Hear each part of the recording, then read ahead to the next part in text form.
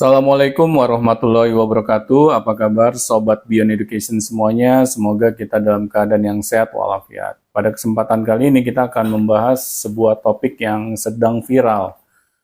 Tetapi yang saya bingung, hal yang viral itu lebih banyak yang nggak enaknya.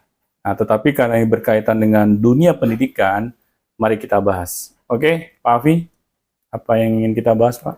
Baik Pak, ini ada baru lagi tapi udah beberapa hari lalu ya kejadiannya, karena ini kan beritanya juga ada di YouTube nih, di berita-berita yang portal berita biasa itu masih belum banyak yang nuliskan ini. Saya dapat dari YouTube, di Tribun News lebih tepatnya. Jadi ada anak seorang pemimpin ponpes, pondok pesantren, itu menganiaya santri. Santri itu which is juniornya ya, dia kan senior nih. Jadi dia anak pemilik ponpes, jadi sekaligus santri juga di situ kan, di sekolah di pesantren yang sama, tapi dia senior gitu. Jadi dia bisa, apalagi dia kan anaknya Pak Kiai gitu kan. Jadi mungkin dia merasa bisa menghukum atau bagaimana. Tapi menghukumnya kelewatan Pak, hingga tewas. Hingga tewas, meninggal. Ya memang dia cukup fair. Jadi ketika meninggal dia langsung menyerahkan diri ke polisi. Gitu. Jadi ya udah, sekarang kasusnya ya udah panjang lah, bergulir lah gini. Cuman maksud saya ini terkait bahwa kan pondok pesantren itu lembaga pendidikan, gitu ya. Agama lagi. Ya agama pula, gitu, berdasarkan agama, akhlak harusnya ya harusnya. Nah maksud saya begini, sebelum podcast kita sebelumnya kan pernah membahas tentang pondok pesantren dalam kasus yang sama juga tuh Pak, tapi pulang dalam peti mati gitu ya. Nah kalau ini sepertinya gini, ini anak bermasalah seolah-olah. Jadi santri yang dihukum ini santri yang bermasalah. Dia punya kesalahan katanya, kalau di berita itu dia laki-laki tapi dia kok menyelinap di ponpes putri, di asrama putri gitu. Terus ditegur lalu ngelawan gurunya dan sebagainya itu. Tapi bagaimana ceritanya, karena ini kan versi yang pelaku, ya kan, yang coba kalau yang udah meninggal kan nggak bisa emang begitu versinya. Nggak tahu. Ada saksi matanya? Nggak. Nah saksi matanya ya mungkin orang-orang yang melihat kejadian itu. Tapi kalau di berita yang Tribun News YouTube itu dia narasi, menceritakan aja. Jadi bukannya orangnya langsung ngomong, tapi narasi dari pembawa acaranya, pembawa beritanya. Nah, pembaca beritanya itu bilang anak ini dianggap ya bermasalah karena kok santri pria ada di asrama putri gitu kan.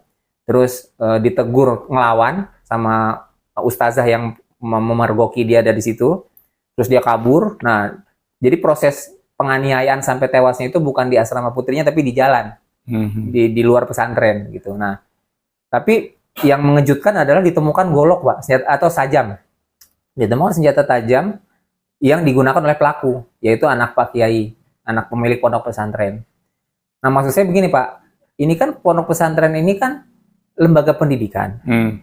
Setidaknya ini SOP untuk menghukum anak gitu. Maksudnya kan kita nggak tahu apakah, kan bisa jadi santrinya mungkin dia pengen ngelihat ada santri wanita yang dia suka gitu kan, terus dia nyelinap pengen ngeliat gitu.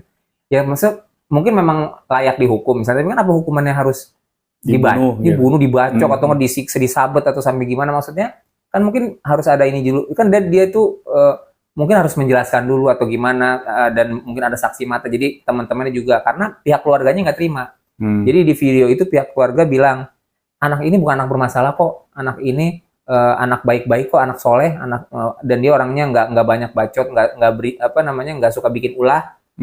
Tapi itu pihak pesantren mau cuci tangan, dia nggak mau kami. Jadi di video itu di komen dari salah seorang anggota keluarga, saya lihat sih fotonya perempuan ya, mungkin entah itu sepupunya atau tantenya atau kakaknya gitu. Kami melihat pihak pesantren tidak mau transparan dalam hal ini. Gitu. Nah jadi maksud saya gini, dulu kan orang tuanya menitipkan anaknya di pesantren untuk dididik gitu kan. Dan memang pesantren itu kan lembaga pendidikan Pak. Nah cuma apakah cara mendidiknya seperti itu, kan pulangnya tinggal nyawa gitu Pak, hilang nyawa gitu kan, tinggal mayat jenazahnya gitu. Nah, maksud saya bagaimana sih SOP? Saya juga belum nggak tahu persis bagaimana SOP penghukuman atau sistem kedisiplinan di pesantren. Tapi yang saya yakin nggak mungkin sampai meninggal gitu. Seperti itu Pak. Ya, jadi gini Pak, yang namanya lembaga pendidikan, terutama kayak pesantren. Pesantren ini kan kayak sekolah menginap lah Pak ya. Jadi anak kita titipkan di sana, menginap Boarding tanpa school, kehadiran orang tuanya, ya. berbulan-bulan lamanya, bahkan bertahun-tahun lamanya, akhirnya pengawasan dari orang tua ini sangat minim, Pak. Apapun kejadian di dalam pesantren, Pak, orang tua pasti akan telat tahu.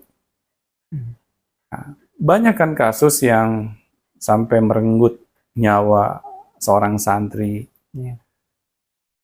Kejadiannya juga kadang ditutupi.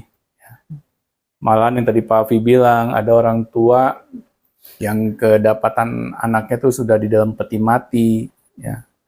Malah sudah dikubur, Pak. Ada yang sudah dikubur juga ya. Bahkan orang tua jadi nggak tahu menahu, Pak. Anak saya ini terakhir kalinya bagaimana? Sebenarnya kan ini sudah menjadi warning, Pak, bagi para orang tua. Kalau menitipkan anak-anaknya di pesantren, pasti akan ada konsekuensi. Nggak main-main loh, Pak, konsekuensinya. Hidup dan mati. Karena apa? Karena ketika kita menitipkan anak-anak kita tanpa adanya pengawasan dari para orang tuanya, kemungkinan hal yang terburuk terjadi itu bisa saja, Pak. Karena kan nggak mungkin gitu, misalnya ustadznya atau kiainya bisa memonitoring, Pak, ratusan santri misalnya. 24 jam. 24 jam. Kan susah. Ya meskipun ada CCTV. Sedangkan CCTV manusia saja kan terbatas, Pak, angle-nya. Jadi sulit, Pak. Kalau anak-anak ini bisa kita awasi, ya, seluruh gerak-geriknya. Jadi meskipun mau ada SOP yang sangat detail sekalipun, Pak, tetap kita akan kesulitan. Karena yang namanya anak-anak, remaja, apalagi mereka dimasukin pesantren itu bukan karena ambisinya mereka, tetapi ambisi orang tuanya. Ya bisa saja, Pak, mereka akhirnya buat onar. Bikin ulah gitu. Bikin ulah. Bukan keinginan gua masuk pesantren, tapi gua dipaksa, akhirnya wajar, Pak. Kalau anak-anak atau remaja ini bikin ulah. Ya, saya saja, Pak, ya, kalau saya dibegitukan oleh orang tua saya, mungkin saya akan melakukan hal yang sama, bukan membunuh, Pak, ya. Tapi saya akan berbuat ulah. Agar apa? Agar saya dipulangin, Pak. Karena apa? Karena ini bukan kemauan saya. Jadi begitu tidak fairnya, Pak, kalau para orang tua menitipkan anak-anaknya ke pesantren, ya, tanpa hal itu menjadi ambisi si anak. Nah, sebenarnya dengan kejadian-kejadian seperti saat ini, Pak, kita sebagai orang tua itu harusnya segera sadar bahwa ketika kita menitipkan anak-anak kita ke suatu lembaga, Pak, ya, yang menginap, akan selalu ada konsekuensi yang menyertainya, Pak. Ya, bahkan di sekolah umum saja, Pak, ya, waktu di zaman kita sekolah saja, banyaknya tawuran, Pak. Itu saja yang kita masih pulang pergi, Pak, sekolahnya. Masih aja ada kejadian, Pak. Ya. Misalnya ada yang terenggut nyawanya. Apalagi yang nggak pulang pergi, Pak. Yang menginap berbulan-bulan lamanya. Bertahun-tahun. Ya, bertahun-tahun lamanya. Jadi konsekuensi itu akan semakin besar, Pak. Nah, masalahnya kan kadang kita orang tua tuh hanya terpukau dengan genre agama. Wah, ini anak gua kalau di pesantren nih bakalan menjadi soleh dan soleha. Siapa yang menggaransi, Pak? Padahal di sini para orang tua itu nggak sadar gitu. Kalau kita pengen anak-anak kita, Pak, belajar agama, kenapa sih nggak belajar agamanya itu bareng orang tuanya? Ya bukan kita harus jadi pengajar anak-anak kita, Pak, ya, dalam bidang agama, apalagi kita nggak punya kompetensinya. Tetapi kan kita bisa mengundang Pak Guru Agama untuk datang ke rumah. Kita tunjukkan kepada anak-anak kita, orang tua lo aja merasa masih kurang ilmu agamanya. Masih mau belajar. Masih mau belajar, apalagi lo. Yuk kita belajar bareng-bareng. Kan lebih enak, Pak. Nanti si anak melihat, orang tua gue ini nggak omdo nih, nggak ngomong doang soal agama. Dia aja masih mau belajar. Masa gue nggak mau belajar?